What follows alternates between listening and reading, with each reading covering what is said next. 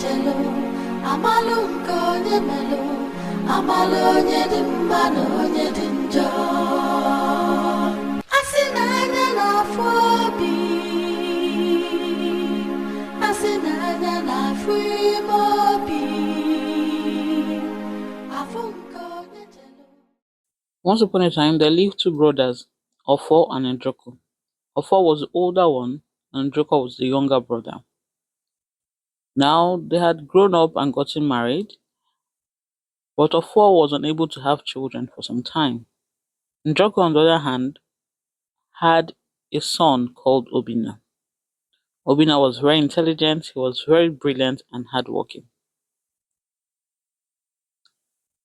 To start his business, Obina went to the neighboring town, and there he started a cocoa business and was doing well for himself.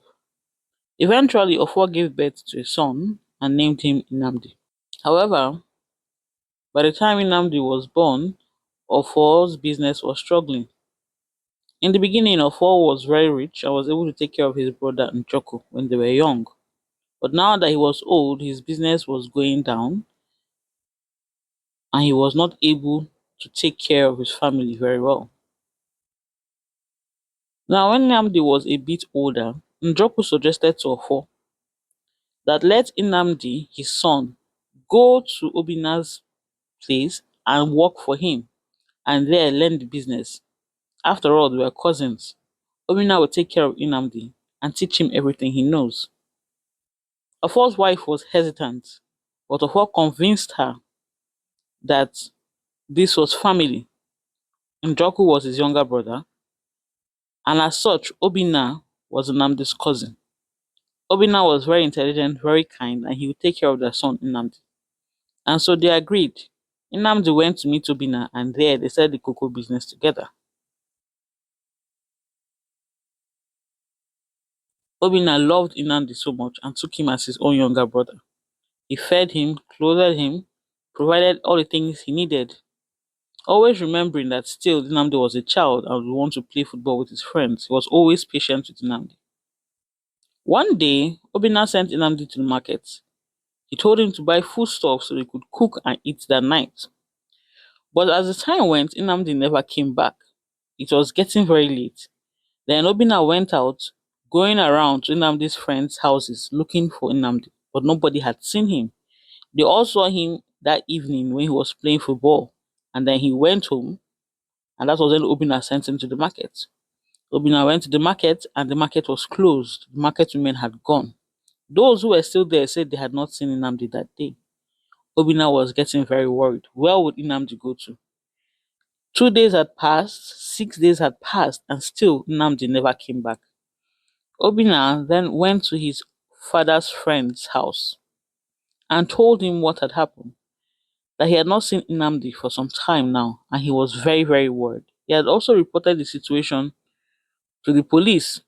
So his father's friend, Ejiofor, told him that it was important that he goes back home and tell his people that he had been looking for Nnamdi for some time. So that is what Obina did. Obina went back and told his father, Njoku. Njoku and Obina went to Ofo's house and told him. Ofo was very distraught. What do you mean you cannot see Nnamdi? Where did he go to? And Obina explained that he had sent Nnamdi to the market, but Nnamdi never came back. Ofo's wife was very angry. What do you mean send him to the market? Where is he? Bring back my son. Now it became a very serious issue in the village. Everyone now knew that Nnamdi had gone missing in Obina's house. And rumors started to spread that maybe Obina had used Nnamdi for ritual, because now Obina was very, very rich. When Nnamdi came to help him, his business began to grow fast. What if he had used this small boy for ritual, some people said. But Ofo refused to believe this. He knew the love he had for his brother Njoku. He knew that Njoku loved him as well. And he knew that Obina and Nnamdi had always treated themselves as brothers. Obina would not do this. Something must have gone wrong. But his wife did not want to believe this. Ofo, where is my son? Go and bring him back. I didn't want this boy to go there, but you said he must go. Have you seen it now? Now, Ofo had a friend called Amadi, And Amadi came to see him one day. What is this I'm hearing, Ofo? Where did they say Inamdi went to? And Ofo told him the story again from the beginning. And you believe them? Inamdi asked. You believe them?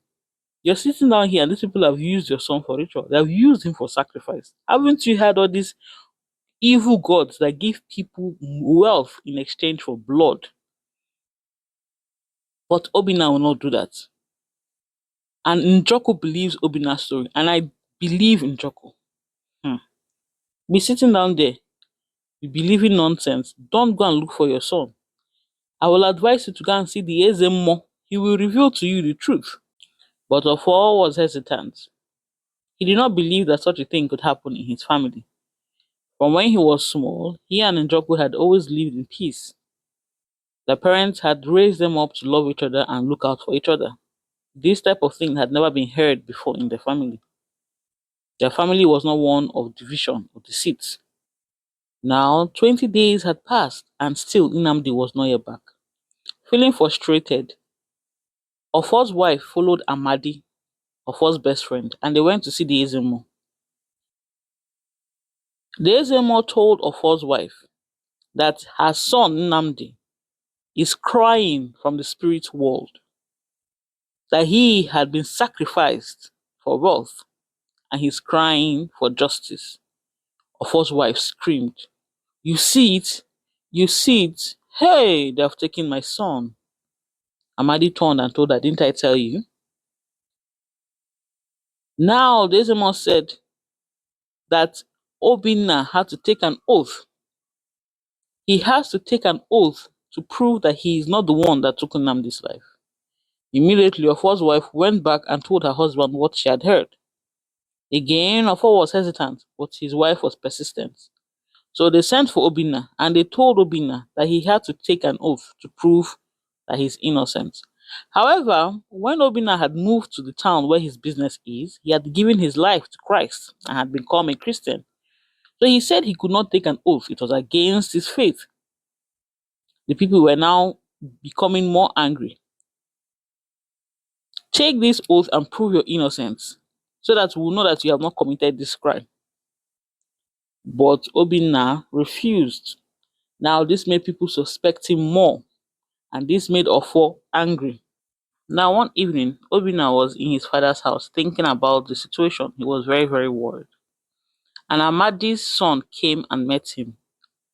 His name was Ikenga. "Obinna, what is really going on? I heard that you refused to take an oath." "Yes," Obinna said, "I cannot take this oath. I did not do anything to Amadi. I've been looking for him all this time. I did not do anything to him." Ikenga convinced him that he has to take the oath, otherwise the people will kill him. "Take the oath. If you're innocent, nothing will happen. Nothing will happen." "But what of my faith?" Obinna said. And Ikenga said, "This is the tradition of your people. This is the culture of our people. Take this oath and prove that you're innocent. And you can go back to your faith. It doesn't stop you from going to church." And so eventually, under pressure from his father, his mother, and Ikenga, Obinna took the oath. They all went to the shrine, and the calabash was given to him. And there he called Nnamdi's name 3 times as was instructed and said, "Nnamdi, Nnamdi, Nnamdi, if I was the one who killed you and used your blood for ritual, take my life and let me die." When he said that, everybody looked, but nothing happened. And then his mother shouted, "You see, he's innocent, he's innocent."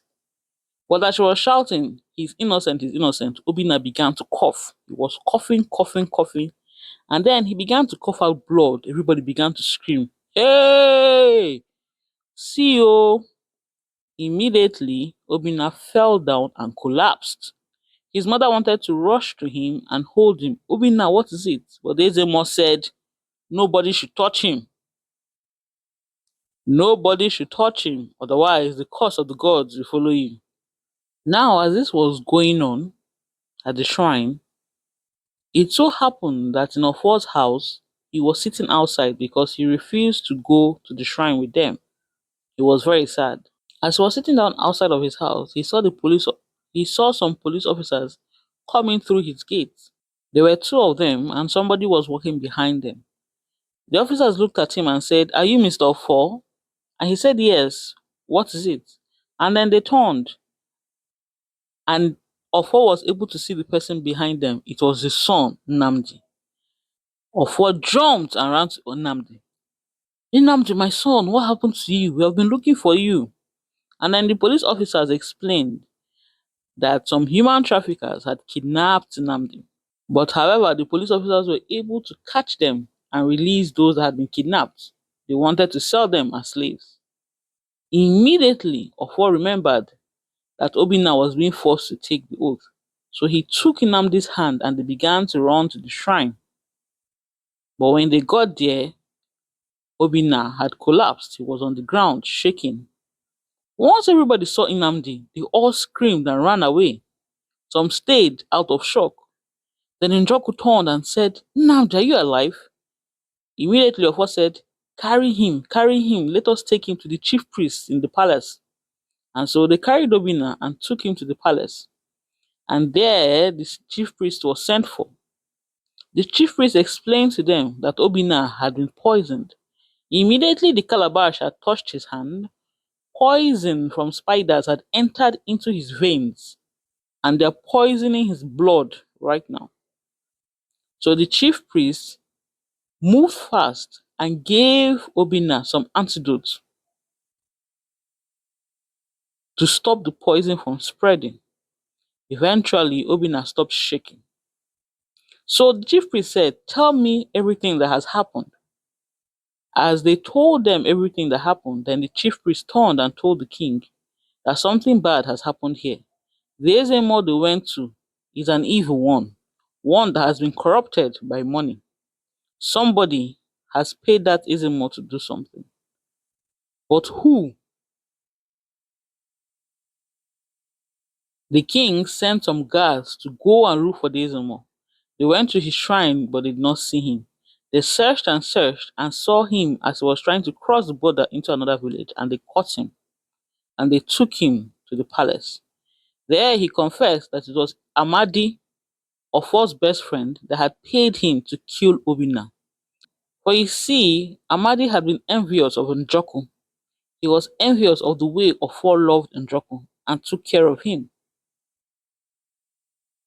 So he wanted to bring pain to Njoku's family, and so his target was Obinna.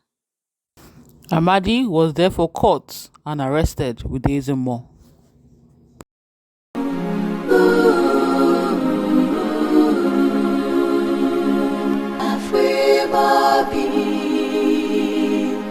Afunko nyetelo, amalunko nyemelo, amalo nyedimano nyedinjo.